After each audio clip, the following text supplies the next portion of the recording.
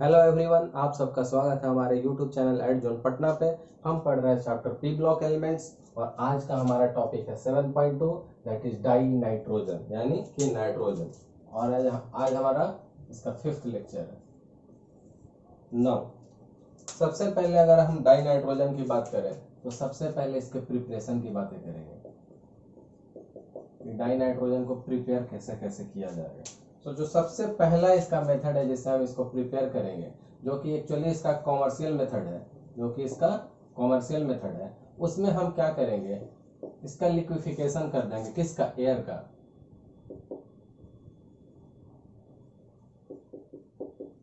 And उसके बाद उसका क्या कर देंगे, फ्रैक्शनल डिस्टिलेशन। मैं समझाता हूं आपको अच्छे से। नाउ अब लिक्विफिकेशन या फ्रैक्शनल डिस्टिलेशन किसका हम लोग कर रहे हैं? एयर का। एयर में हमें पता है क्या क्या कंपोनेंट्स होते हैं। एयर में 78% क्या रहता है हमारा? Nitrogen and 21% oxygen. 21% oxygen. Now लेकिन यहाँ पे गैसियस स्टेट में है, एयर है गैसियस स्टेट में, और हमें सबसे पहले उन गैसों का क्या करना होगा, लिक्विफाई कर देना होगा। क्यों? क्योंकि उसके बाद अगर हम इन दोनों कंपोनेंट के बीच में बॉइलिंग पॉइंट का डिफरेंस पता चल जाए, that means to say if they have the different boiling point obviously, so उनके बॉइलिंग पॉइंट के डिफरेंस के बेसिस पे हम फ्रैक्शनल डिस्टिलेशन का यूज कर सकते हैं और फ्रैक्शनल डिस्टिलेशन से उसको इजीली सेपरेट कर सकते हैं। कैसे? अब हमें पता है नाइट्रोजन की बॉइलिंग पॉइंट कितनी रहती है, नियर अबाउट 77 के 77 के। ऑक्सीजन का नियर अबाउट 88 के। सो जब दोनों का हमें बॉइलिंग पॉइंट पता है तो दोनों में डिफरेंस है। अब सपोज जब मैंने इस एयर को लिक्विफाई कर लिया है, जब हमने एयर को लिक्विफाई कर लिया है, तब क्या करेंगे कि उन दोनों लिक्विड्स की अब डिफरेंट बॉइलिंग पॉइंट है। अब जब डिफरेंट बॉइलिंग पॉइंट है तो इसके बेसिस पे मुझे पता है कि मुझे कहां तक हीट करना होगा। Suppose I am heating only till near about 80 के। हम कहां तक हीट कर रहे हैं? नियर अबाउट 80 के। अब इस केल्विन पे क्या होगा कि जिसकी बॉइलिंग पॉइंट लेस है वो ज्यादा वोलेटाइल होगा, तो वो उड़ जाएगा, माइग्रेट कर जाएगा, वोलेटाइल नेचर का रहेगा और दूसरे चैम्बर में जाएगा, वहां कलेक्ट कर लेंगे और नाइट्रोजन हमें मिल जाएगा और जो चीजें लेफ्ट बिहाइंड पीछे रह जाएंगी वो ऑक्सीजन होगी। तो ये चीजें बहुत क्लियर से चीज है। इसमें क्या करना है हमें, this is A commercial method of preparation of die nitrogen. Die nitrogen को प्रिपेयर करने के लिए एयर लेना है और एयर में कंपोनेंट कंस्टिट्यूएंट्स क्या होते हैं? Mainly 78% nitrogen and 21% oxygen, but ये अभी गैसियस फॉर्म में है तो इनको पहले लिक्विफिकेशन कर लेंगे। अब वो लिक्विड में आ गए। अब दोनों लिक्विड, दोनों मींस दोनों कंस्टिट्यूएंट्स का हमें बॉइलिंग पॉइंट पता है। सो उनके बॉइलिंग पॉइंट डिफर कर रहे हैं। एक का बॉइलिंग पॉइंट नियर अबाउट 77 के है और दूसरे का 88 के है। सो हम नियर अबाउट 77, 78, 79, 80 के आसपास तक हीट कर लेंगे और चैम्बर में जहां मिक्सचर होगा वहां से नाइट्रोजन का कंपोनेंट, बिकॉज बॉइलिंग पॉइंट कम है, वोलेटाइल होकर निकलने लगेगा। अरेंजमेंट ऐसा रहेगा कि हम उसको कलेक्ट कर लेंगे, नाइट्रोजन बाहर चले जाएगा और जो गैस हमारा पीछे रह जाएगा वो ऑक्सीजन है। So by this way we can prepare the nitrogen. पहला मेथड कमर्शियल। दूसरा देखिए लेबोरेटरी मेथड। लेबोरेटरी मेथड थोड़ा इंपॉर्टेंट है हमारे पॉइंट ऑफ व्यू से। इसमें हम लोग क्या करते हैं, NH4Cl एक्वस फॉर्म में रहता है और इसके साथ NaNO2 डाल देते हैं। ये भी हमारे एक्वस फॉर्म में। अब यहां से हमें समझने की जरूरत पड़ेगी कि क्या क्या होने वाला है। ये जो हमारा NaH4Cl जो हमारा अमोनियम क्लोराइड है एक्वस फॉर्म में, वो NaNO2 सोडियम नाइट्राइट के साथ कैसे रिएक्शन करेगा, ये समझने के लिए पहले हमको इसके कंपोनेंट को डिसोसिएट करना होगा। तो ये क्या होगा, NH4+ Cl- Na+ NO2-। Is it clear? अब यहां से क्या कंपाउंड बनेगा, NH4+ है, Cl- है, Na+ है, NO2- है। तो यहां से प्लस और माइनस का एक कॉम्बिनेशन होगा, प्लस और माइनस का कॉम्बिनेशन होगा और हमें एक इंटरमीडिएट प्रोडक्ट मिल जाएगा NH4 NO2। इस प्रोडक्ट को थोड़ा अच्छे से समझिएगा, आगे बहुत सारे कॉम्पिटिटिव एग्जाम्स में instead of this two directly they will give this also.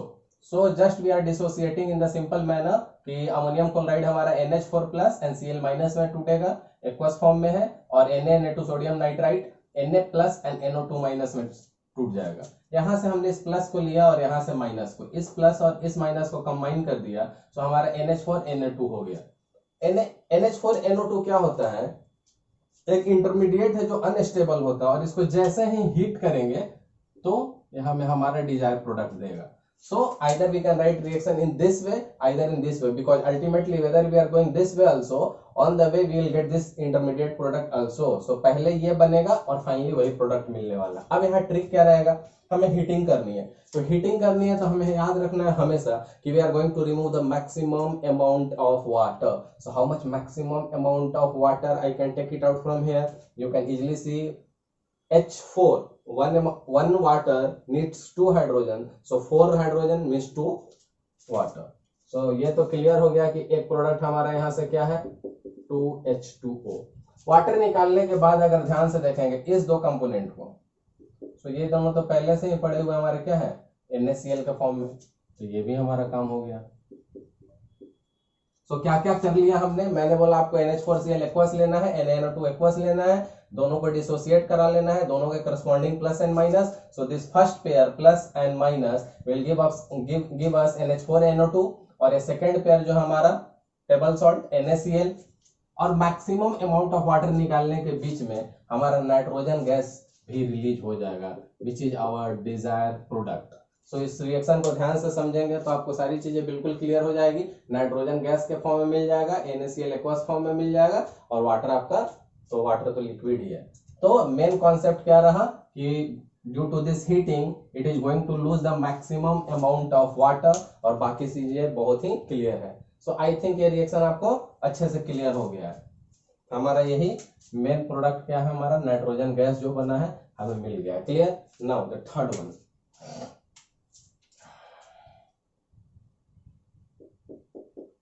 Third one में क्या करना है हमें, डाइक्रोमेट से करना है। थर्ड वन में कहां से करना है हमें, डाइक्रोमेट से करना है।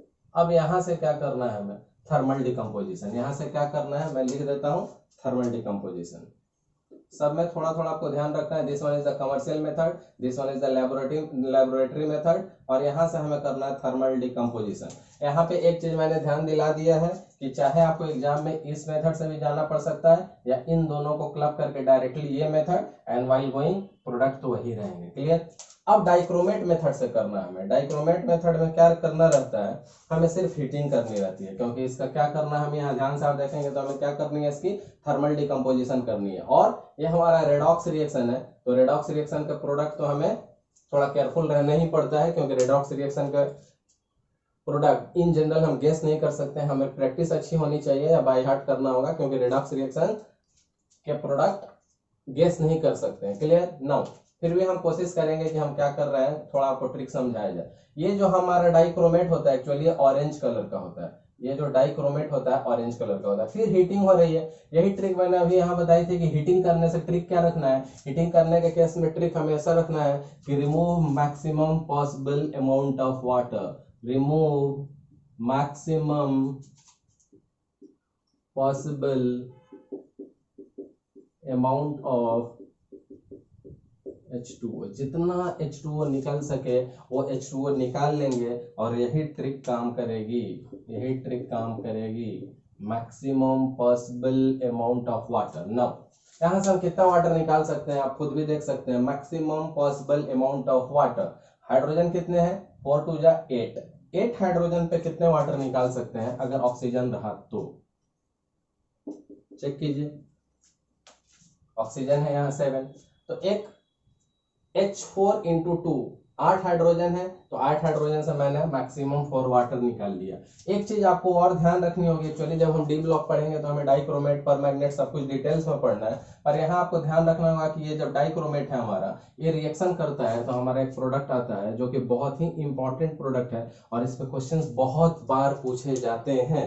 तो till now you have to just keep in mind, anyway we are going to read in the details in the D block when we are going to read details about the dichromates, chromates, permanganate। so इसका colour क्या होता है, इसका colour बहुत important है और इस पे बहुत बार क्वेश्चन आया हुआ है। तो एक ट्रिक तो हमारा ये कॉमन सा ट्रिक काम करेगा कि since we are going for the thermal decomposition, that means to say the decomposition of this substance by heat under the presence of heat, तो डिकम्पोज तो इनको करना है, but before decomposition this dichromate is in the orange colour and after decomposition they will becomes green because Cr2O7 will be converted to the Cr2O3. Now the trick we have to also apply, that we have to take out the maximum amount of water, and after taking out this maximum amount of water we will get our desired product nitrogen also. So यहाँ से nitrogen gas release हो जाएगी और हमारा काम हो जाएगा, maximum possible amount of water and this dichromate will be converted to Cr2O3 जो कि ग्रीन कलर होता है. So this reaction is also very important reaction. Now will move for the fourth one. Fourth one के बारे में क्या important point है? Fourth one याद रखिएगा कि एजाइड मेथड है और इसका यूज तब करेंगे जब वेरी प्योर नाइट्रोजन की जरूरत पड़ेगी. जब वेरी प्योर नाइट्रोजन की जरूरत पड़ेगी तब इस मेथड पे चलेंगे. सारे मेथड के साथ एक कोट लिखा हुआ है ताकि आपको एग्जामिनेशन में इसको सेपरेट करने में आसान पड़े. The first one the liquefaction and the fractional distillation is for the commercial method. Laboratory method is this one, thermal decomposition is this one, but this is the redox one, and for the pure nitrogen we are going to use the azide one. कहाँ से बनाएंगे हम लोग? Azide से. अब azide किसी भी metal का ले सकते हैं. अगर मैं बैरियम का एजाइड ले लूं, Ba, बैरियम भी एक मेटल है, तो बैरियम का भी एजाइड ले सकता हूं, या चाहे तो हम सोडियम के भी एजाइड को ले सकते हैं. ध्यान से देखिएगा, चाहे मैं बैरियम के एजाइड लूं चाहे सोडियम के. एजाइड जैसे ही आ गया, हमें इसकी थर्मल डिकम्पोजिशन जब करेंगे तो हमें पता है पहले से कि ये क्या देगा हमें, प्योर नाइट्रोजन. तो एक प्रोडक्ट तो हमारा फिक्स है कि नाइट्रोजन तो आना ही है, क्योंकि प्योर नाइट्रोजन प्रिपेयर करने का ये मेथड है. अगर आप ध्यान से देखेंगे तो इस कंपाउंड में इधर BaN2 बैरियम के नाइट्राइड में या सोडियम के नाइट्राइड में मेटल के साथ अगर ये नाइट्रोजन को रिमूव करा दूं तो सिर्फ और सिर्फ ये प्योर मेटल बचेगा. ध्यान से समझिएगा, अगर मुझे नाइट्रोजन तो बना नहीं है because this is the preparation of dinitrogen, तो नाइट्रोजन तो जब प्रोडक्ट आएगा ही आएगा, there is no doubt about it. अब हमें थर्मल डिकम्पोजिशन कर रहे हैं. दो ही चीज है, एक बैरियम एक नाइट्रोजन. सो नाइट्रोजन जब सेपरेट हो जाएगा तो एक मेटल ही तो हमारे लिए सेपरेट बच जाएगा, और मेटल अलग है गैस अलग है, दोनों में मिलने का कोई चांसेस नहीं है, तो प्यूरिटी के चांसेस बहुत ज्यादा बढ़ जाते हैं. क्लियर है? अब यहाँ से बस इसका बैलेंसिंग फैक्टर अगर देख लेंगे तो Ba तो ठीक है, नाइट्रोजन 2 है, 3 से मल्टीप्लाई हो जाएगा. Ba बैलेंस्ड ऑलरेडी, नाइट्रोजन 3 2 जा 6, सो 2 3 2 जा 6. क्लियर है? नाउ Na-N3 लेंगे तो अब इनकी वैलेंसी +2 थी तो उसके अकॉर्डिंग इसका पावर 2 आया था. इसकी वैलेंसी 1 है तो नहीं आएगा. लेकिन ध्यान क्या रखना है, हमें बनाना है डाई नाइट्रोजन, तो यहाँ से तो डाई नाइट्रोजन नहीं आ सकता है because this is the odd number, तो इसके लिए हम पहले ही से हम मल्टीप्लाई कर लेंगे. अब नाइट्रोजन हमारा क्या हो जाएगा, 2 3 जा 6 टाइम्स. क्लियर है?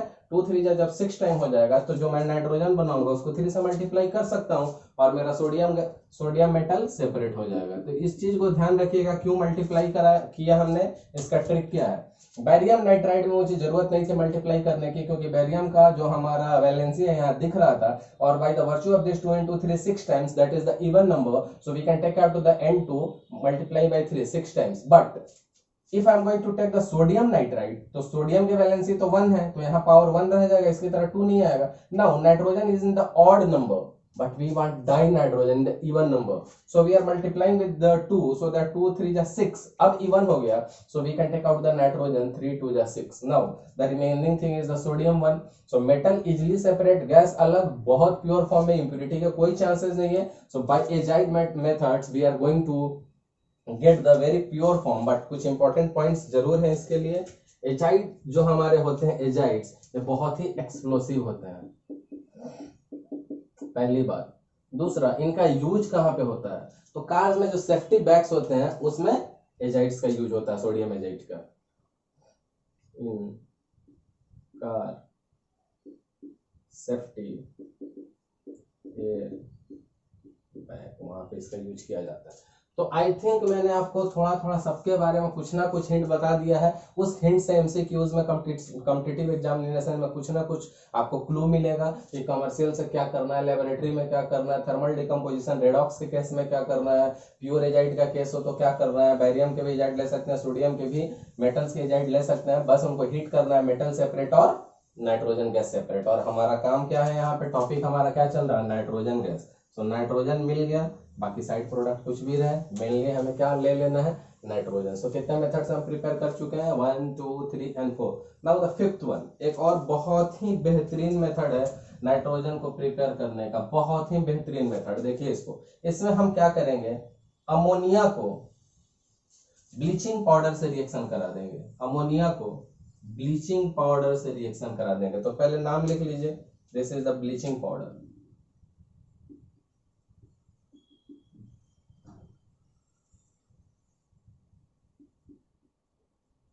और ये हमारा क्या है, अमोनिया है। नाइट्राइट, जब हाइड्राइड्स पढ़ा था हमने, इसके बारे में डिटेल से पढ़ा था, ये हमारा अमोनिया है। नाउ इस रिएक्शन में क्या खास है, थोड़ा इंपॉर्टेंट है और बहुत ही खूबसूरत सा रिएक्शन है, इसको समझेंगे। अब यहां से भी हमें पता है कि जब हमने इसको हीट किया, तो जब भी हम इसको हीट करते हैं तो एक कंपाउंड हमें पता है कि CaCl2 तो निकलेगा। क्यों, हमें कुछ रिएक्शंस में आइडिया लगाना पड़ता है। फॉर एग्जांपल मैंने यहाँ बोला कि यहाँ डाइक्रोमेट है Cr2O7, तो ये प्रैक्टिस से आपको पता चल जाएगा कि Cr2O3 निकलने वाला है। इन द सिमिलर फैशन जब ब्लीचिंग पाउडर आएगा तो एक ऑक्सीजन को छोड़ेगा और CaCl2 मिल जाएगा। क्लियर है। तो अमोनिया ने क्या किया, ब्लीचिंग पाउडर से रिएक्शन किया, एक प्रोडक्ट मैंने आपको इसके तरह क्लियर कर दिया कि क्या होगा, क्योंकि जो मैं आपको एक्सप्लेन कर रहा हूं, I am trying to explain in such a manner कि ईच एंड एवरी पॉइंट का आपको कॉन्सेप्ट क्लियर है, so that you can write your reaction by your own and no need to by heart the reaction. Clear है। तो पहला आपको निकल गया CaCl2 और दूसरा बचा कुछ नहीं है, हमारा नाइट्रोजन गैस ही बचा हुआ है। क्लियर है। तो मेरा मेन काम भी था नाइट्रोजन ही निकालना, नाइट्रोजन गैस निकल गया। अब इस रिएक्शन में हुआ क्या है, इस रिएक्शन में हुआ ये है कि हमने यहां भी वाटर का रिमूवल कराया है मैक्सिमम। अब अगर बैलेंसिंग की बात करूं तब आपको चीजें क्लियर होगी कि वाटर कहां गया और कितना गया। ये 4 से रहेगा, ये 3 से रहेगा, और अमोनिया है तो 2 नाइट्रोजन रहेगा। और वाटर निकालिए और खुद से चेक कीजिए कि कितना वाटर रिलीज होगा। काउंट कीजिए हाइड्रोजन, 3 4 जा 12, 3 4 3 जा 12, तो वाटर कितना निकलेगा, 6 2 जा 12। क्लियर है। अब आई थिंक आपको रिएक्शन थोड़ा बहुत क्लियर होते जाएगा। Ca पे 3 का मल्टीप्लायर है, तो Ca पे 3 का मल्टीप्लायर। बैलेंसिंग तो आपको अपने प्रैक्टिस से करने, this is the mathematical things, the main thing is that you have to concentrate on the concept.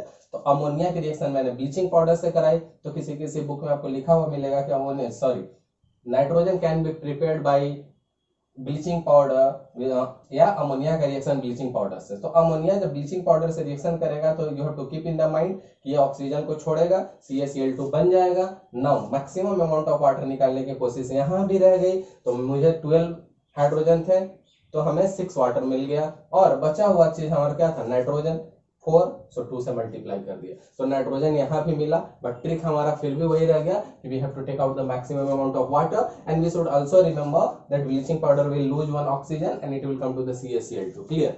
Now will come to the next point, perchlorate method. Perchlorate क्या होता है, NH4ClO4।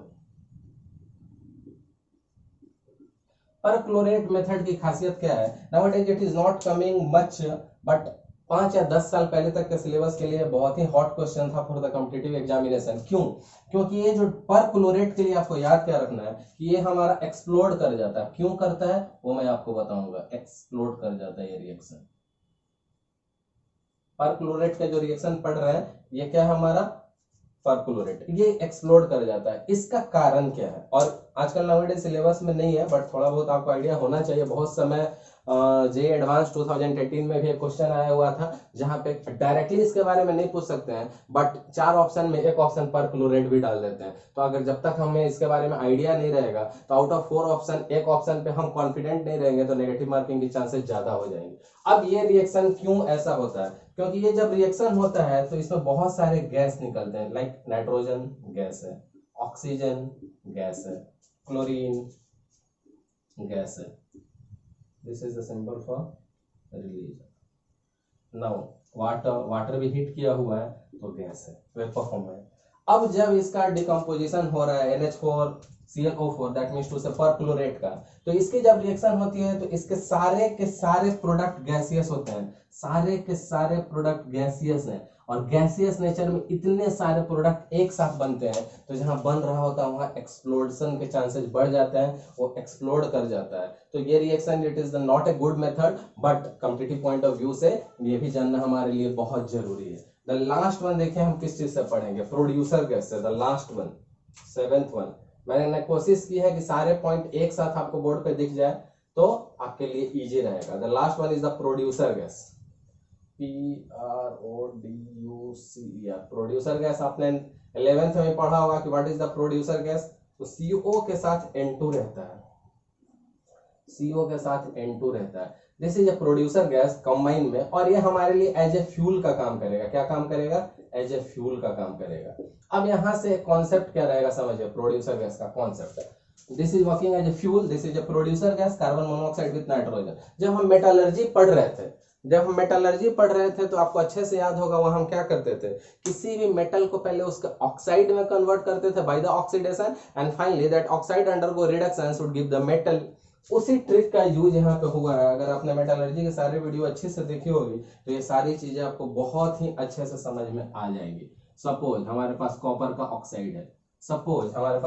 ऑक्साइड है, now metal is in the oxide form, carbon monoxide, इसको जैसे ही oxygen दिखेगा, carbon monoxide की tendency होती है वो अनस्टेबल गैस होता है, मौका मिलता है क्या बन जाएगा? Carbon dioxide. बात को अच्छे से समझने की कोशिश कीजिएगा। This thing we have done with the lot of practice in that chapter metallurgy, but here I will explain again. This is the producer gas. Producer gas means carbon monoxide plus nitrogen combined with each other, which will help as a fuel in this reaction. Now I am taking one metal oxide like copper oxide. Copper is a metal and with oxygen oxide. Carbon monoxide के बारे में हमें पता है कि जैसे ही carbon monoxide को कहीं से ऑक्सीजन दिख जाएगा वो कार्बन डाइऑक्साइड में कन्वर्ट हो जाएगा। That means to say this is going to gain this oxygen, that means to say इसका ऑक्सीडेशन हो रहा है, इसका ऑक्सीडेशन हो रहा है कार्बन मोनोऑक्साइड का, सो ये दूसरे को रिड्यूस करेगा। Clear? Carbon monoxide is going to get one oxygen from here, so it is going to get self oxidized, that means to say it is going to reduce the others। इसको reduce करके मुझे copper का metal दे देगा, इसको reduce करके, because it is going to lose, this one is going to gain one oxygen, so oxidation, and this copper oxide is going to lose oxygen, so reduction, because जिसका oxidation होगा दूसरे के लिए are behave करता है। Now nitrogen gas तो अभी भी यहाँ ट्रैप्ड है। अब दो गैसें हो गए हमारे पास, नाइट्रोजन एंड कार्बन डाइऑक्साइड। यहाँ थोड़ा ध्यान से समझने की कोशिश कीजिएगा कि अब इन नाइट्रोजन तो यहाँ भी था, बहुत लोगों को ये कंफ्यूजन हो सकता है कि सर नाइट्रोजन तो था ही, तो नाइट्रोजन क्या बना रहा है? Nitrogen is not alone, mixture में कार्बन मोनोऑक्साइड के साथ है, यहाँ पे नाइट्रोजन कार्बन डाइऑक्साइड के साथ है। मुझे नाइट्रोजन थोड़ा अच्छे फॉर्म में चाहिए, हम तो कोशिश करेंगे जितना ज्यादा से ज्यादा प्योर हो जाए। थोड़ा अच्छे फॉर्म में चाहने के लिए जो दो गैसों का मिक्सर है, मिक्सचर तो यहाँ भी था, नाइट्रोजन ही था एयर में, लेकिन हमें सेपरेट करके अलग करने की कोशिश करनी है, so that we can get the independent dinitrogen. That means to say किसी और के साथ मिक्सिंग नहीं हो, सो अच्छी बात है। तो यहाँ से कॉपर ऑक्साइड जो था अब कॉपर बन चुका है, but still nitrogen is trapped with another gas. अब यहाँ से थोड़ा दिमाग लगाएंगे कि ये नॉन मेटल का ऑक्साइड है। 10th क्लास में हमने पढ़ा हुआ है, अगर आपको याद होगा 10th क्लास का एक ट्रिक है कि मेटल के ऑक्साइड बेसिक नेचर के होते हैं, मेटल के ऑक्साइड बेसिक नेचर के होते हैं, तो ऑब्वियस सी बात है नॉन मेटल के ऑक्साइड क्या होंगे? एसिडिक नेचर के। अब हमें पता करना है कि ऑक्साइड किसका है? Carbon. Carbon is a non metal, तो नॉन मेटल के ऑक्साइड हैं तो एसिडिक होंगे। तो जब ये ऑक्साइड एसिडिक है, अब ऑब्वियस सी बात है कि ये जो हमारा प्रोडक्ट बना ये ओवरऑल एसिडिक हो चुका है। तो कॉन्सेप्ट यहां से क्या रहेगा कि जो अगर मेरे पास एसिडिक नेचर बढ़ रहा है, so I want to neutralise it, so हमें एक बेस डाल देना चाहिए। सबसे बेस्ट कॉन्सेप्ट यही रहेगा, सो that you should not by heart. तो हमने डाल दिया बेस में NaOH। NaOH की एक और टेंडेंसी, बहुत अच्छी टेंडेंसी होती है, it is used to absorb the carbon dioxide gas. और याद करने के लिए और अच्छा ट्रिक बता दिया था मैंने कि जब ये नाइट्रोजन और कार्बन मोनोऑक्साइड साथ साथ हैं तो नाइट्रोजन तो गैस है न्यूट्रल में, लेकिन carbon dioxide being a non metallic oxide, non metal, carbon is a non metal, non metal के जो ऑक्साइड हैं वो एसिडिक नेचर के होते हैं, और एसिडिक नेचर के ऑक्साइड हैं तो सबको एसिड कर चुका है, एसिडिक कर चुका है। In order to get the neutral one I am going to put some basic thing NaOH। And another property of sodium hydroxide is that it is used to absorb the CO2। तो CO2 को absorb करके क्या बन जाएगा? Na2CO3, sodium carbonate बना लेगा। Now हमारे लिए क्या काम रह गया? इसको इसने ऑब्जॉर्ब कर लिया, तो हमारा बच कौन गया है? नाइट्रोजन। कितने लोगों को पूरी तरह से समझ में आ चुका है ये रिएक्शन? तो समझने की कोशिश कीजिएगा, सबको वन बाय वन सारे को प्रोसेस सारे जो मैंने 1 बाय 1 ये 7 टाइप बताए हैं, सारे के सारे इतने इंपॉर्टेंट है कि आप जेईई का कभी भी क्वेश्चन उठाएंगे नाइट्रोजन से रिलेटेड प्रिपरेशन का, तो किसी ना किसी की जरूरत पड़ेगी, क्योंकि वो मैक्सिमम टाइम दो प्रीवियस ईयर्स के ऑप्शन को भी ऐड करके एक नया क्वेश्चन बना देते हैं। तो हमें सब पे कॉन्फिडेंट रहना चाहिए। So will come for the one brief revision and with this will proceed further. So first will go for the brief revision. Preparation हम कर रहे हैं डाई नाइट्रोजन का, टॉपिक है 7.2 एंड द लेक्चर है 5th लेक्चर। प्रिपरेशन सबसे पहले commercial method liquefaction and fractional distillation of air. Air का क्या है? हवा। हवा में क्या क्या कंस्टिट्यूएंट्स हैं? 78% nitrogen and 21% oxygen, but this is in the gaseous form and we have to separate both the gases because I want only this one. Now for this we will liquefy it. Now both are in the liquid form and we will do the fractional distillation because both having the different boiling point. एक का boiling point near about 77 K है और दूसरे का boiling point near about 88 K है. Somewhere you can get 90 Kelvin also, but near about यही है।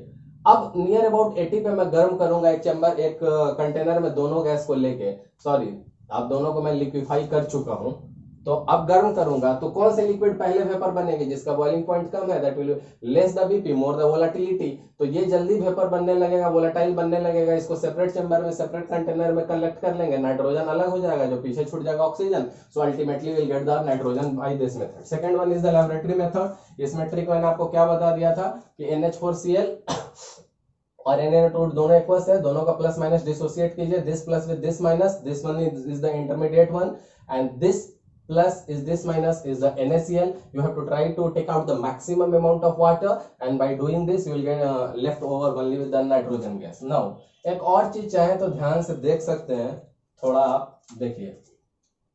In this one nitrogen का ऑक्सीडेशन स्टेट गेस कीजिए, hydrogen +1 4 times +4, chlorine -1, so +4 -1 +3, so in order to balance -3। यहाँ देखिए -2 2 times -4 +1 -3 in order to balance +3। बड़ा ही interesting सा चीज आने वाला है, ध्यान से देखिए। एक रिएक्टेंट का लेफ्ट -3 ऑक्सीडेशन स्टेट है नाइट्रोजन का, दूसरे का +3 है, और ओवरऑल हमको क्या मिलने वाला है? 0 ही मिलने वाला है। चेक इट आउट, -4 +4, तो ओवरऑल हमको क्या मिलने वाला है? 0 ही मिलने वाला है। समझ में आया? मजा आया? Now the third one, this one is the commercial, this one is the laboratory, this one is the thermal decomposition and redox one।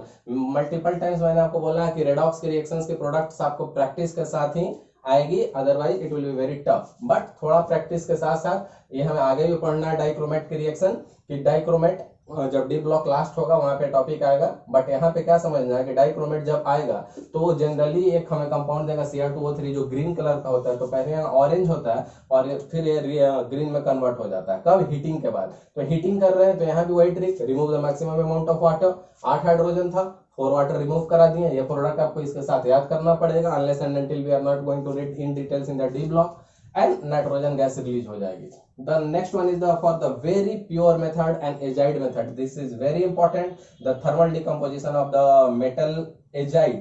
So barium का एजाइड ले सकते हैं, सोडियम का ले सकते हैं, हीट करेंगे, रिस्पेक्टिव मेटल बाहर और गैसेस नाइट्रोजन लिबरेट कर जाएंगे। इसमें इंपॉर्टेंट पॉइंट था कि एक्सप्लोसिव होते हैं एजाइड्स, और इनका यूज होता है एजाइड्स का कार्स में जो सेफ्टी बैग्स होते हैं, हमारे लाइफ सेवर बैग्स होते हैं, उनको बनाने में। तो लास्ट वन इज अमोनिया को ब्लीचिंग पाउडर से भी रिएक्ट करा सकते हैं। अमोनिया जब ब्लीचिंग पाउडर से रिएक्ट करेगा तो धीरे धीरे आपको कॉन्सेप्ट आएंगे, जैसे मैंने बोला इसके जगह पे ये आएगा तो यहाँ से ऑक्सीजन निकल जाएगा और CaCl2 आ जाएगा।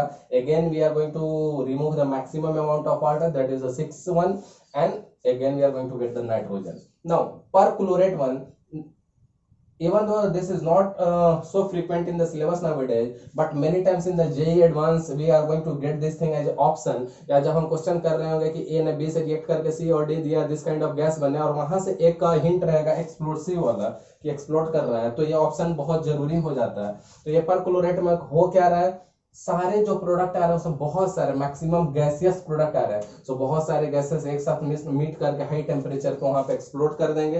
And the last one is बहुत ही खूबसूरत रिएक्शन है, इसमें प्रोड्यूसर गैस को एज ए फ्यूल यूज कर रहे हैं, CO+N2, और मेटलर्जी में मैंने बताया हुआ है कि carbon monoxide is unstable gas, इसको कहीं से ऑक्सीजन मिल जाए तो CO2 में कन्वर्ट कर जाएगा। That means to say by gaining one oxygen it is getting oxidise, self oxidise, so reduce other, so oxide का ऑक्सीजन ले लिया तो खुद मेटल आ गया, सो इसका रिडक्शन हो गया, and ultimately still nitrogen is trapped, nitrogen यहाँ कार्बन मोनोऑक्साइड के साथ ट्रैप था, यहाँ नाइट्रोजन कार्बन डाइऑक्साइड के साथ, still we don't have the pure nitrogen, means separate nitrogen. We know that this non-metallic oxide is acidic, so we'll put the basic one base NaOH is used to absorb the carbon dioxide and Na2CO3 के साथ साथ अब nitrogen जो मिला वो free liberate हो गया. तो इतने सारे मेथड से हमने नाइट्रोजन बना लिए हैं. अब हम इसको रब करेंगे और आगे बढ़ेंगे. तो आप जल्दी से स्क्रीनशॉट लेंगे. चलिए. So after preparation of dinitrogen, now we are moving for the properties and especially first physical property. सबसे पहले हम लोग कौन सी प्रॉपर्टी देखेंगे? Physical properties. So by heart करने की कोई जरूरत नहीं है. डाइनाइट्रोजन. सो एयर के अंदर छुपा हुआ है, हवा में 78% नाइट्रोजन है. मैंने आपको पहले ही बोला हुआ है कि एयर में कंस्टिट्यूएंट पार्टिकल्स क्या है? 78% हमारा डाइनाइट्रोजन ही है और 21% हमारे ऑक्सीजन है. बाकी 1% में बहुत सारी चीजें. सो जब हवा में है तो हवा हमको दिखता है? नहीं दिखता है. हवा को हम टेस्ट कर सकते हैं? नहीं कर सकते. हवा का कोई कलर पता है? नहीं पता है. टेस्ट है? नहीं है. तो इन द सेंस एयर को देखने से क्या क्या हम कह सकते हैं? तो हम एयर को देखने से कह सकते हैं कि क्या क्या हमारा कलरलेस है, ओडरलेस, टेस्टलेस. एक और इंपॉर्टेंट पॉइंट यहां से कह सकते हैं, 10th क्लास में हमने पढ़ा था रेंसिडिटी. 10th क्लास में हमने क्या पढ़ा हुआ है? रेंसिडिटी. रेंसिडिटी में क्या होता है? खाने पीने की चीजों को अगर ऑक्सीजन के प्रेजेंस में रख दिया जाए तो जल्दी खराब होने लगता है. जैसे लेज कुरकुरे का जो पैकेट होता है, तो लेज कुरकुरे का पैकेट में जो गैस फिल की रहती है या नाइट्रोजन गैस से फिल की रहती है. क्योंकि हमने पहले के लेक्चर में पढ़ा हुआ है कि जो हमारा नाइट्रोजन गैस होता है वो इन जनरल किस टाइप का गैस होता है? इन जनरल इनर्ट गैस होता है. क्योंकि इनके बॉन्ड को तोड़ने में जो बॉन्ड डिसोसिएशन एनर्जी लगती है वो बहुत ज्यादा होती है और इन जनरल इसको तोड़ना इतना ईजी नहीं है. इसलिए gas in general inert gas माने जाते हैं. नाउ इनर्ट गैस माने जाने से क्या फायदा? लेज कुरकुरे के पैकेट में इसको डाल देते हैं. क्यों? क्योंकि वहां से एयर को डिस्प्लेस करके नाइट्रोजन डाल देंगे. अब एयर रहेगा तब ऑक्सीडेशन करके चीजों को खराब करेगा. आप लेज कुरकुरे के पैकेट को ओपन कर दें, टेबल पे रख दे 2-3 दिन, देखिए उसका टेस्ट स्पॉइल होने लगेगा.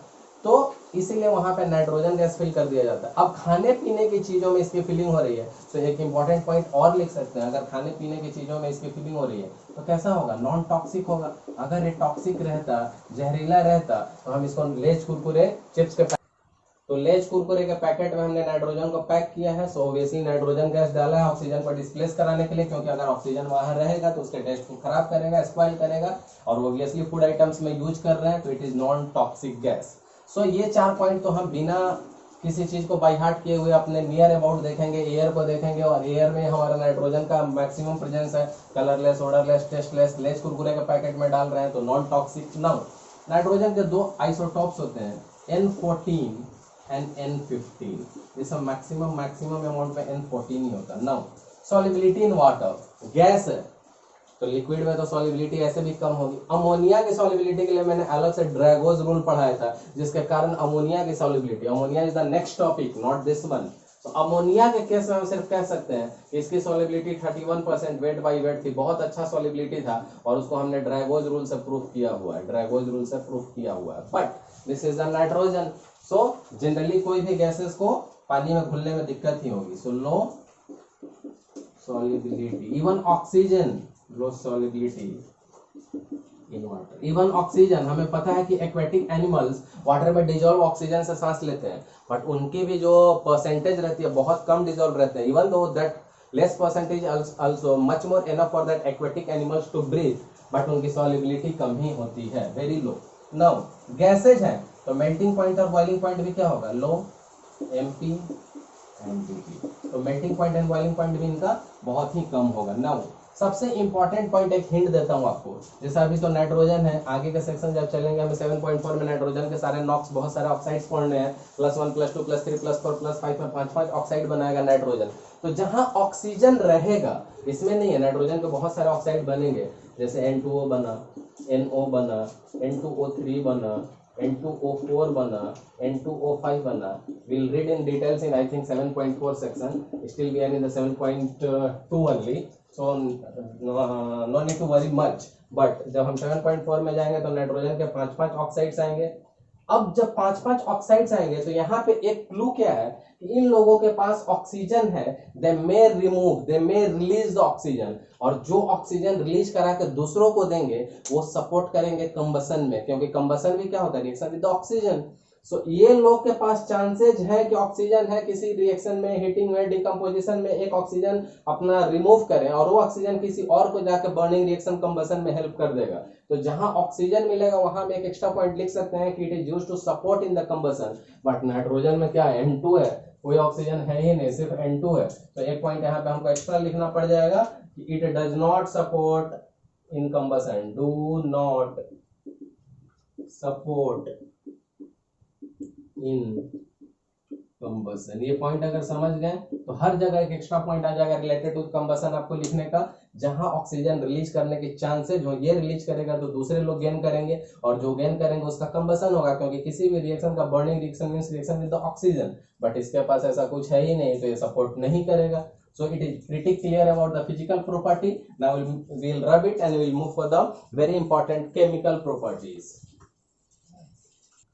So after the physical properties of dinitrogen, now we'll move for the chemical property.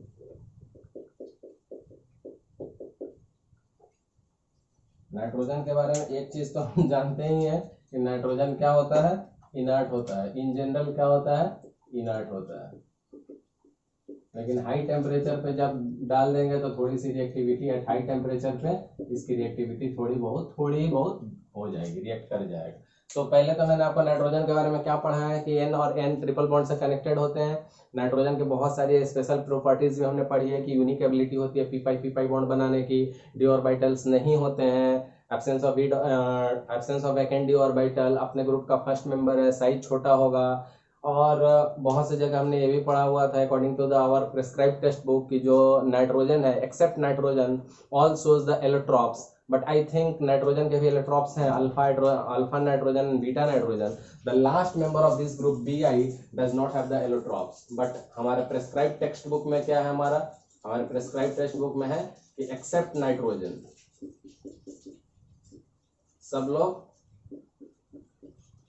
क्या शो करते हैं, allotropy. But actually I think according to my view text book में तो यही है, तो आई थिंक मार्क्स भी इसी पे मिलेगा कि नाइट्रोजन के एलोट्रॉप्स हैं alpha nitrogen and beta nitrogen. आप रिसेंट रिसर्च में जाके देख सकते हैं। The last member of this group nitrogen, phosphorus, arsenic, antimony and bismuth. This bismuth के पास एलोट्रॉपी शो नहीं करता है, bismuth. So except bismuth also the nitrogen. So थोड़ा सा controversial things according to the textbook, but for board point of view you have to write this one because you will get the marks according to your textbook, but for competitive point of view you have to keep this thing in the mind. So generally हमारा nitrogen inert होता है क्योंकि इसको तोड़ने में जो bond energy चाहिए होती है बहुत ज़्यादा चाहिए होती है, क्योंकि इसके बॉन्ड एनर्जी कितनी चाहिए होती है 941 near about something 941.4 kilo joule per mole. अब इतना इन जनरल एनर्जी सप्लाई करना आसान नहीं है। दैट मीन्स टू से इन जनरल हम इसको भी क्या कहते हैं, इनर्ट कहते हैं। बट अगर रिएक्शन कराना है तो थोड़ा हमें टेम्परेचर हाई करना होगा, तो थोड़ी सी इसकी रिएक्टिविटी बढ़ जाएगी और रिएक्शन शुरू करेगा। अब रिएक्शन कैसे कैसे किसके साथ क्या करेगा इसको अच्छे से समझिए। सबसे पहला रिएक्शन इसका देखते हैं हम फर्स्ट ग्रुप के फर्स्ट मेंबर के साथ, लिथियम के साथ। तो लिथियम के साथ जब नाइट्रोजन रिएक्शन करेगा, first member of the first group is the lithium. तो lithium with the nitrogen will form the lithium nitride. तो हम क्या बना लेंगे इससे, लिथियम का नाइट्राइड। क्यों, क्योंकि लिथियम ग्रुप 1 का मेंबर है, इसकी वैलेंसी 1, और नाइट्राइड्स क्या होता है, इसकी वैलेंसी यहाँ पे 3 आ जाएगी। इसकी वैलेंसी 1 और इसकी वैलेंसी 3। क्लियर। नाउ इसको बैलेंस कर लेंगे हम सबसे पहले। You can check it out, 6Li 2 3 जा 6 N2 N2। नाउ जनरली हमारा रिएक्शन तो हो गया लिथियम से, थोड़ी सी हीटिंग से ही हमारा काम चल जाएगा। और लिथियम से रिएक्ट करने के बाद एक इंपॉर्टेंट पॉइंट आपको ध्यान रखना है, यह मैग्नीशियम से भी रिएक्ट करता है। अब ऐसा क्यों, अब समझिए, मैं बताता हूँ क्या बनेगा। अब मैग्नीशियम से भी तो मैग्नीशियम का नाइट्राइड ही बनेगा। अगर आपको ध्यान हो तो ये कंपाउंड मैंने आपको कहाँ पे पढ़ाया हुआ है, जब मैंने ये चैप्टर शुरू किया था तो इस ग्रुप का क्या था, general electronic configuration NH2 and NP3। जब नेगेटिव ऑक्सीडेशन स्टेट की बात हुई थी तो वहीं पे ये कंपाउंड आया था Mg3 N2 मैग्नीशियम के नाइट्राइड, तो आपको बहुत कंफ्यूज कर देगा जब ऑप्शन में एजाइड के साथ आएगा। This is not the azide, this is the nitride. Azide से हम प्योर नाइट्रोजन मिल जाता था, नाइट्राइड के साथ कुछ अलग कहानी है। ये बहुत ही स्ट्रॉन्ग होता है, हीट के डिकम्पोजिशन के रेफरेंस में जनरली डिकम्पोज नहीं होता है, very very very high temperature पे डिकम्पोज करता है। और इसका काइंड ऑफ कैल्शियम और स्ट्रोंटियम वाली पावर है इसके पास, इन जनरल हीट के रेजिस्टेंस पे नहीं टूटता। अब लिथियम रिएक्ट कर रहा था तो मैग्नीशियम भी रिएक्ट कर गया, ऐसा क्यों? लिथियम रिएक्ट कर रहा था तो मैग्नीशियम भी रिएक्ट कर गया, थोड़े से टेम्परेचर देने पे क्यों? लिथियम का तो ठीक है, फर्स्ट ग्रुप का फर्स्ट मेंबर है, एनामोलस बिहेवियर भी रहेगा, बहुत सारे फैक्टर्स हैं, but why magnesium second member of the second group? So 11th class में हमने पढ़ा था diagonal relationship, the first member of the first group with the second member of second group will form A diagonal relationship. तो जो काम ये करेगा इसको भी करना होगा, क्योंकि ये फर्स्ट मेंबर का फर्स्ट ग्रुप है, सेकंड मेंबर का सेकंड ग्रुप, दोनों में क्या रिलेशन आता है? Diagonal relationship. तो ये रिएक्ट करेगा तो ये भी करेगा, क्योंकि दोनों की कैरेक्टरिस्टिक सेम होती है। तो ये कहाँ से पता है, याद करना आसान रह जाएगा, लिथियम और मैग्नीशियम दोनों क्या शेयर करते हैं? Diagonal relationship. क्लियर है? तो डायगोनल रिलेशनशिप देख लिया हमने। अब और भी एक चीज ध्यान से देखेंगे, तो जो भी चीज हम देख रहे हैं, लिथियम मैग्नीशियम, सब मेटल्स के रिएक्शन देखना है। अभी ध्यान रखना है थोड़ा सा कि हम मेटल्स के रिएक्शन देख रहे हैं विद द डाइनाइट्रोजन। डाइनाइट्रोजन क्या होता है? N2। अभी मेटल्स के रिएक्शन की बात चल रही है, तो हमने लिथियम ले लिया, the first member of the group 1 and the second member of the group 2, and दोनों को क्यों यहाँ आना है? Because both shares the diagonal relationship. एक रिएक्शन एल्यूमिनियम का लेकर देखते हैं क्या होता है। एल्यूमिनियम विथ नाइट्रोजन गैस क्या करेगा? एल्यूमिनियम अपना नाइट्राइड बना लेगा। अब यहाँ क्यों मैंने ये बनाया, इसकी कुछ और खासियत है, बट उसके पहले आप देख लीजिए कि इन जनरल इन लोगों को थोड़ी हीटिंग से काम चल जा रही है, और इस ब्रैकेट में मैं जो डिस्कस कर रहा हूँ, either lithium, either magnesium, either aluminium, they all belongs to the metal category. Now the next one, aluminium. अब एल्यूमिनियम क्यों रिएक्ट करने आ गया? लिथियम की रिएक्टिविटी अच्छी थी, मैग्नीशियम की रिएक्टिविटी अच्छी थी, एल्यूमिनियम क्यों रिएक्ट करने आ गया? एल्यूमिनियम इसलिए आया कि एल्यूमिनियम शुरू में बहुत तेजी से रिएक्ट करता है, बट थोड़ी देर के बाद एक पैसिव लेयर का फॉर्मेशन कर लेता है और उसके बाद अनरिएक्टिव होता है। फॉर एग्जांपल, हम खाने को एल्यूमिनियम फॉइल में पैक करते हैं। सपोज हमारा कोई फूड आइटम है, कोई भी फूड आइटम है, हमने उसको एल्यूमिनियम फॉइल में पैक कर दिया, तो इस एल्यूमिनियम फॉइल पर ऑक्सीजन का अटैक होगा, इनिशियली बहुत तेजी से अटैक होगा, बट उस अटैक के रिजल्ट में क्या होगा, यहाँ पे एल्यूमिनियम ऑक्सीजन से रिएक्ट करके एल्यूमिनियम का एक लेयर बना देगा, और this layer will act as a protective layer. अब एक बार प्रोटेक्टिव लेयर का फॉर्मेशन हो गया, तो अब ये पैसिव लेयर अब रिएक्ट एल्यूमिनियम से नहीं कर पाएगा, बिकॉज ऑक्सीजन को अब एल्यूमिनियम फॉइल पे पहुंचने के पहले एक लेयर मिल जाएगी एल्यूमिनियम की, और वो वहीं पे रह जाएगा। दैट्स वाई फूड आइटम जो अंदर रहेंगे ज्यादा देर तक गर्म रहेंगे, ज्यादा देर तक सेफ रहेंगे। तो क्लियर हो गया कि एल्यूमिनियम इनिशियली तेजी से रिएक्शन करेगा, but after formation of A protective layer, passive layer, वो थोड़ा सा रिएक्टिविटी लूज कर लेगा। तो तीनों मेटल का केस मैंने आपको समझा दिया है, इसको आगे भी लेके बढ़ेंगे, बट उसके पहले थोड़ा हम नॉन मेटल्स की भी रिएक्शन देखेंगे, और तब यहाँ से आपको आगे कुछ और भी इंपॉर्टेंट चीजें मैं आपको बताऊंगा। So after the metals we are moving for the non metal section, because so that we can compare कि आखिर रिएक्शन में क्या क्या हो रहा है, मेटल्स क्यों नॉर्मल हीटिंग से काम कर रहे हैं, और नॉन मेटल्स में क्या होगा। देखिए, नॉन मेटल्स में मैं आपको एक बहुत ही खूबसूरत से एग्जांपल दिखाता हूँ, नाइट्रोजन का हाइड्रोजन के साथ, नाइट्रोजन का हाइड्रोजन के साथ, और रिएक्शन सबको पता होगा क्या बनता है, अमोनिया। नाउ पहले बैलेंस कर लेंगे,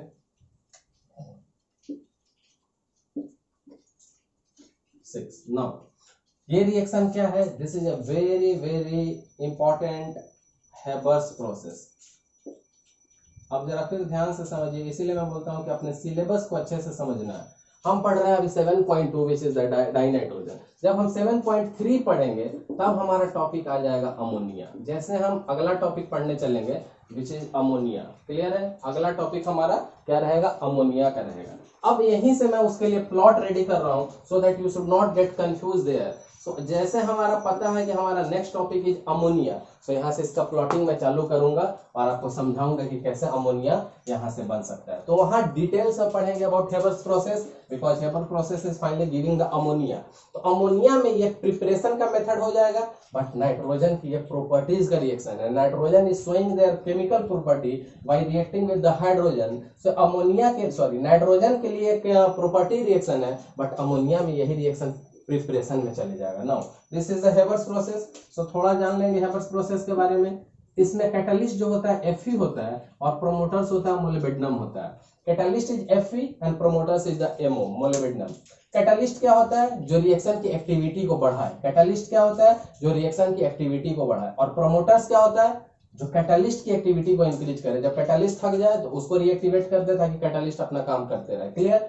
so the first line you are supposed to write in the Haber's process after writing this general equation that nitrogen simply combined with the hydrogen and give us the ammonia, that Fe iron is as a catalyst and MO as a molybdenum as a promoters. Now इसमें temperature का range near about 700 kelvin रखना रहता है, which is kind of low temperature according to the industry standard, and pressure near about 200 atmospheric pressure. So pressure तो high है 200, हम 1 ATM पे रह रहे हैं और यहाँ 200 है, तो pressure is pretty high. Why high?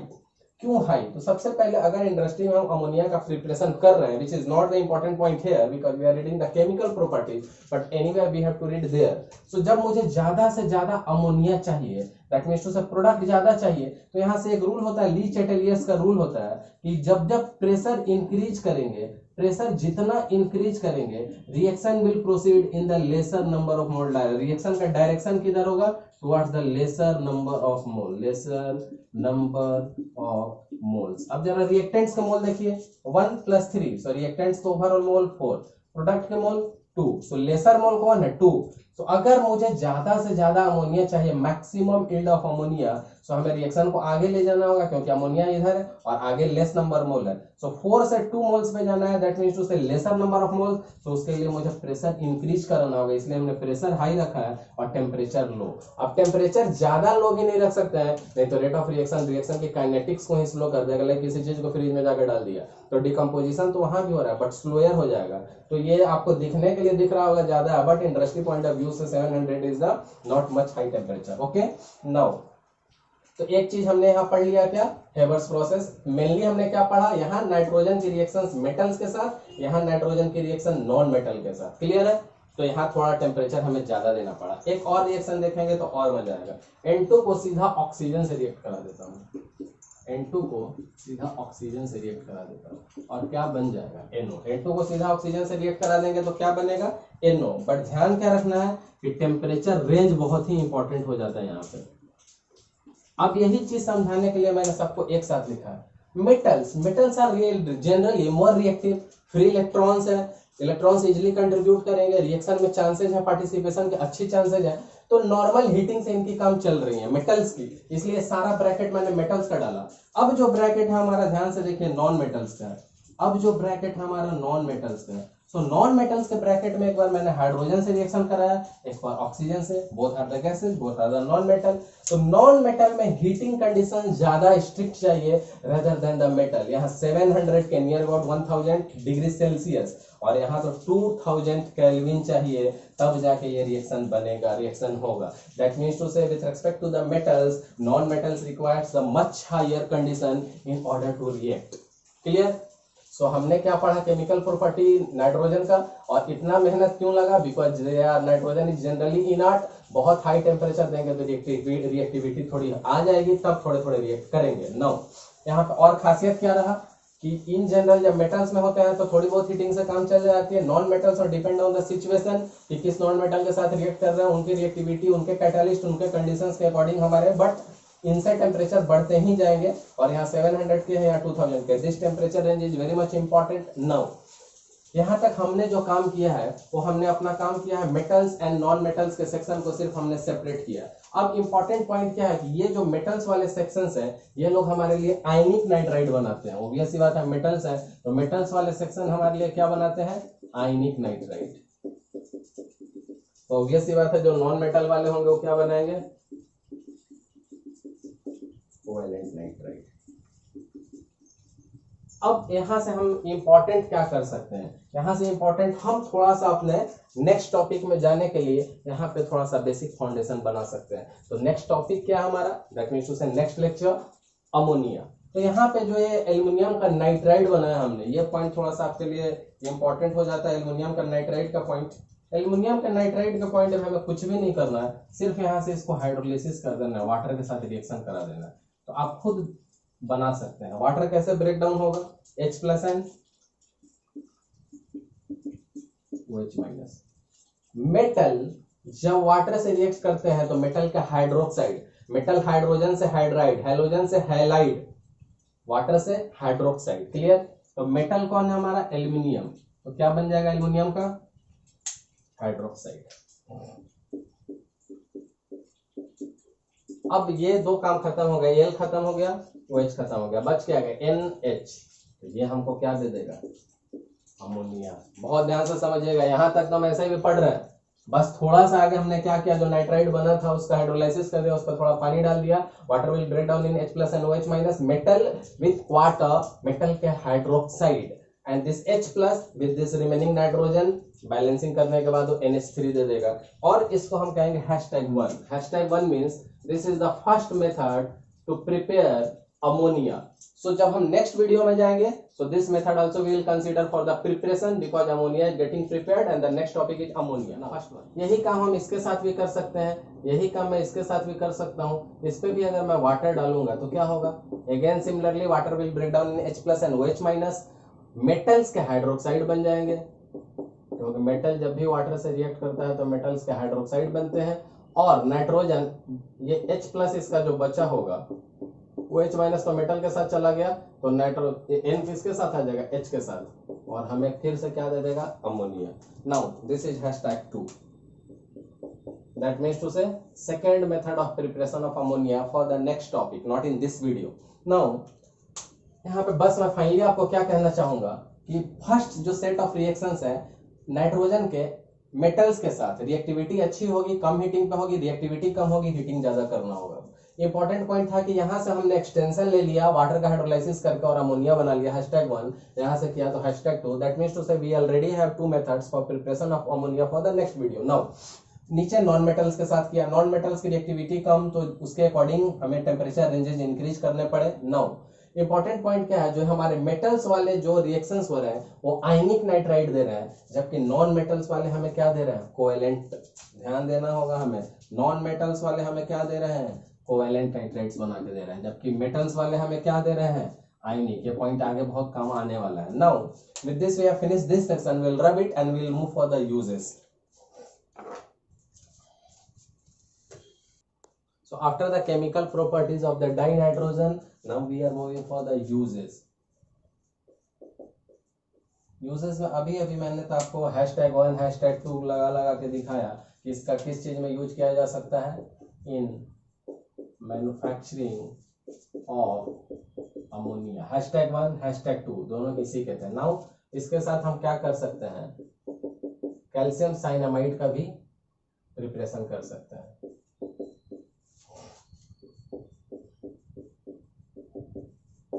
Calcium cyanamide actually है क्या, ये हम समझने की कोशिश करेंगे। नाउ कैसे इसका प्रिपरेशन होगा और क्या क्या reaction examination point of view से इंपॉर्टेंट है, पहले हम वो देखेंगे। तो सबसे पहले हम लेंगे CaC2 और इसके अंदर हम डाल देंगे नाइट्रोजन, क्योंकि रिएक्शन किसका है, हमारा टॉपिक हमारा नाइट्रोजन का चल रहा है। तो देखिए क्या बनाएगा, एक कार्बन बाहर, नाइट्रोजन अंदर।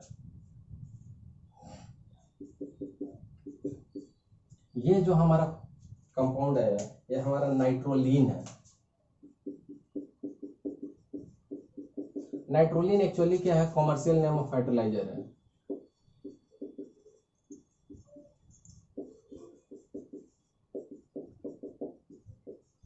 फर्टिलाइजर का कमर्शियल नेम है।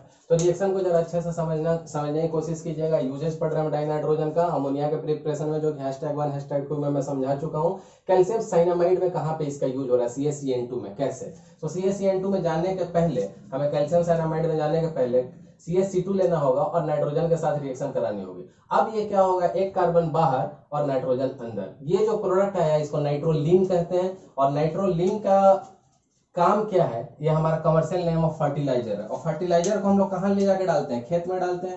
फर्टिलाइजर कहाँ पे डलेगा, अगर ये नाइट्रोलीन हमारा कमर्शियल नेम ऑफ फर्टिलाइजर है, फर्टिलाइजर का मतलब खेत में डालेंगे। खेत में डालिए इसको और देखिए क्या होगा। खेत में जब भी हमारा फर्टिलाइजर डलेगा तो उस पर पानी भी पड़ेगा। खेत में जब भी फर्टिलाइजर डलेगा तो उस पर पानी भी पड़ेगा। पानी पड़ने से क्या होगा, पानी पड़ने से क्या होगा, कैल्शियम के कार्बोनेट बन जाएंगे और साथ में फिर से अमोनिया गैस रिलीज हो जाएगी। ये एक्सटेंशन है इस रिएक्शन का, जिसको बहुत ही खूबसूरती के साथ बहुत बार बहुत सारे कॉम्पिटिटिव एग्जामिनेशन में पूछा गया है। तो बहुत सारे लोग यहाँ तक पढ़ के छोड़ देते हैं according to the text book, लेकिन मैक्सिमम टाइम कॉम्पिटिटिव एग्जामिनेशन में क्वेश्चन इसके एक्सटेंशन से आते हैं। So we are going to prepare the calcium cyanamide. So कैसे बनता है, तो कार्बाइड में नाइट्रोजन गैस से रिएक्शन कराने से नाइट्रोलिन बन जाता है। नाइट्रोलिन में कार्बन यही अंदर वाला ही है, बस बैलेंसिंग फैक्टर के लिए यहाँ लिखा हुआ है। अब इसको जब हमने वाटर डाला, क्यों, क्योंकि जब खेत में मिट्टी में डालेंगे इसको, यूरिया को, नाइट्रो फर्टिलाइजर को, तो पानी डालेंगे ही। अब यहाँ से अपने कैल्शियम के कार्बोनेट बना लेगा, इसलिए प्रोलॉन्ग यूज जब यूरिया का, खाद का, फर्टिलाइजर्स का करेंगे तो मिट्टी का जो हमारा फर्टिलाइजिंग पावर है वो घटते जाएगा, क्योंकि कैल्शियम कार्बोनेट कैसे रहेगा, सॉलिड की तरह। मिट्टी के जो फर्टिलाइजिंग पावर है स्लोली लॉन्ग टर्म में इसको यूज करने से उसको कम करेगा और अमोनिया गैस रिलीज हो जाएगा। अमोनिया गैस रिलीज होने से एक और फायदा, अगेन #3। सो #1 में भी हमने अमोनिया बना लिया था, जो हमारे नेक्स्ट वीडियो में काम आएगा, #2 में भी, #3 में भी। तो थर्ड मेथड प्रिपरेशन का हो गया। नाउ नेक्स्ट क्या है इसका यूज, इनर्ट एटमॉस्फेयर प्रोवाइड कराता है। इनर्ट एटमॉस्फेयर प्रोवाइड कराता है कहाँ पे, अभी कुछ देर पहले मैंने आपको बताया था लेज कुरकुरे का पैकेट में भी नाइट्रोजन गैस रहता है, तो इसका हिंट में आप याद रख सकते हैं, RNCDT, लेज कुरकुरे के पैकेट में। आजकल क्या हो रहा है, आजकल क्रायो सर्जरी में इसका यूज हो रहा है। क्रायो सर्जरी क्या है, आजकल जो अनवांटेड स्किन है, स्किन कैंसर्स है, कॉर्न है, वाट है, बहुत तरह के स्किन डिजीजेज हैं, जिसकी सर्जरी एक्सट्रीमली कोल्ड कंडीशंस में क्रायो सर्जरी की जाती है और वहां इसका यूज किया जाता है। एक्सट्रीमली कोल्ड कंडीशंस में स्किन्स के जो टिश्यूज हैं, डेड स्किन्स या कैटरेक्ट की सर्जरी में भी यूज किया जाता है। तो ये मेडिकल साइंस में अब यूज होने लगा है, क्रायो सर्जरी इसका रहता है। इसमें क्या करते हैं हम लोग, एक्सट्रीम कोल्ड कंडीशंस के नाइट्रोजन लेते हैं, EXTREM, एक्सट्रीम कोल्ड कंडीशन लेते हैं नाइट्रोजन का, और इससे स्किन कैंसर तक का भी इलाज होता है।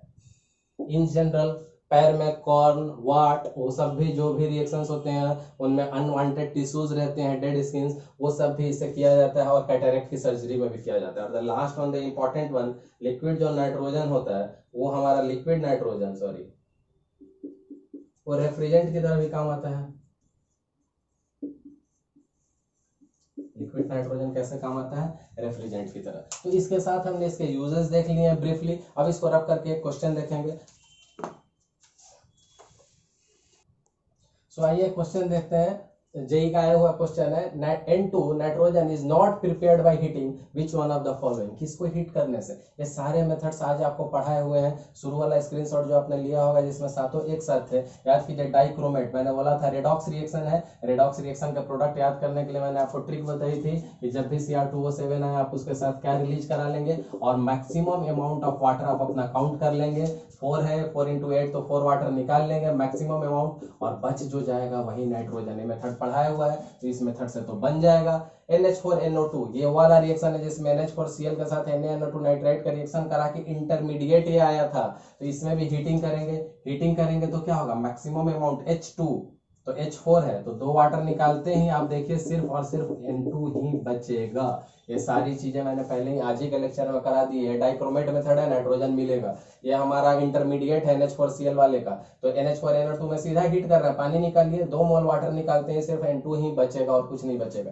ये परक्लोरेट वाला मेथड अगर आपको याद होगा, जिसका कंडीशन था कि ये एक्सप्लोड कर जाता था, इसमें क्या होते थे, सारे प्रोडक्ट गैसियस आने लगते थे, नाइट्रोजन, ऑक्सीजन, क्लोरीन, वाटर, सारे प्रोडक्ट इसमें गैसियस थे और बहुत सारे गैसों का मिक्सर होने के कारण एक्सप्लोड कर जाता था। तो बन तो यहाँ भी नाइट्रोजन ही रहा है, ये हमारा नाइट्रोजन नहीं बनाएगा, ये हमारा नाइट्रोजन नहीं बनाएगा, तो यही हमारा आंसर हो जाएगा। Because question clearly says that which of the following is not prepared by, तो रियल आंसर इन सब से नाइट्रोजन बनेगा, इन सब से नाइट्रोजन बनेगा, और नॉट प्रिपेयर्ड का आंसर कौन होगा, ये होगा NH4NO3। एक्चुअली ये बना के क्या देगा हमको, ये N2O देगा, ये हमको बना के क्या देगा, N2O, और वाटर निकल जाएगा। Balancing factor is not important, you can check it out, but concept मैंने आपको क्लियरली सबके बता दिए हैं। डाइक्रोमेट में Cr2O3 निकालिए, ये ऑरेंज कलर का, ग्रीन कलर का वही रिएक्शन है, इसमें इंटरमीडिएट NH4NO2 बना था, हीट करके मैक्सिमम अमाउंट ऑफ वाटर निकाल लेंगे, नाइट्रोजन गैस, परक्लोरेट एक्सप्लोड कर रहा था because all the products are the gases, बहुत सारे गैसेस का मिक्सचर होने के कारण, और ये वाला था जिससे नाइट्रोजन नहीं बन रहा था। तो here it is the correct answer because they are asking for which जिससे हम नहीं बना सकते हैं, तो इससे नाइट्रोजन नहीं N2O बना सकते हैं। क्लियर है? So with this we have finish the today's lecture. आप अच्छे से पढ़ते रहिए। सी यू सून, मिलते हैं नेक्स्ट लेक्चर में। Until then take care, bye bye.